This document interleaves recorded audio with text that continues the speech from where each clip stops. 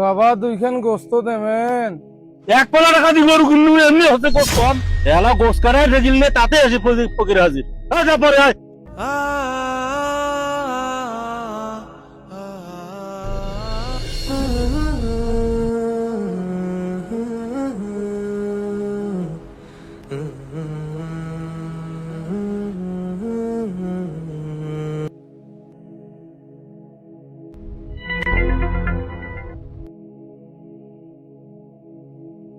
নেন। বাবা টাকা লাগবে না, আমার বাচ্চাটা 1 বছর থেকে গরুর মাংস খায় না, 2 পিস গরুর মাংস দেবেন। এই ফকিরের ঘরে জালাত কুরবানি দেব আরাম নাই। হ্যাঁ, তো ফকির হইলে কেমন কি হয়। এই সকাল থেকে 10-12টা ফকির আসি মাংস নিয়ে গেল। হ্যাঁ, 1 বছর পর কুরবানি দেই আর এদিক দিতে যায়। কুরবানির গোস্ত ফ্রিজত রাখার জন্য ফ্রিজ কিনবো, এবার সেটাও রাখা হবে না।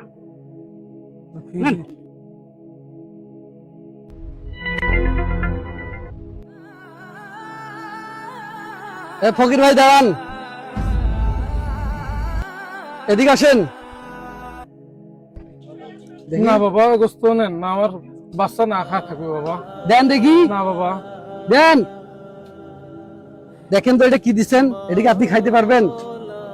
রাসূলুল্লাহ সাল্লাল্লাহু আলাইহি ওয়াসাল্লাম বলছেন, আপনি অন্যের জন্য পছন্দ ওটাই করবেন যেটা নিজের জন্য পছন্দ করেন।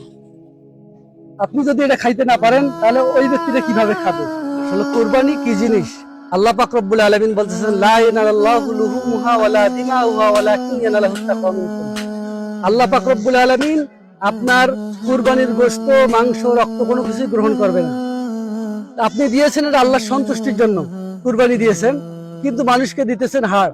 আল্লাহ পাক রব্বুল আলামিন সূরা হজের মধ্যে বলছেন, ফাকুলু মিনহা ওয়া তাঈমুল বাইসাল ফাকির। কুরবানির গোশত থেকে তোমরা নিজে খাও, আহার করো, দুস্থ এবং গরিবদেরকে দান করো।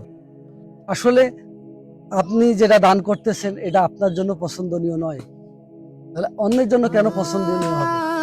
যদি কাউকে দেন তার পছন্দনীয় কিছু বস্তু দেন, সে যেন খেয়ে তৃপ্তি পায়, এটাই রাসূলের সুন্নাত।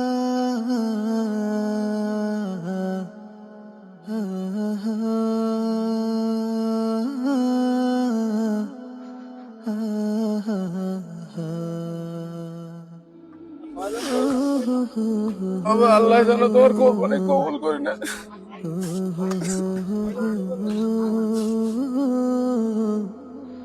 oh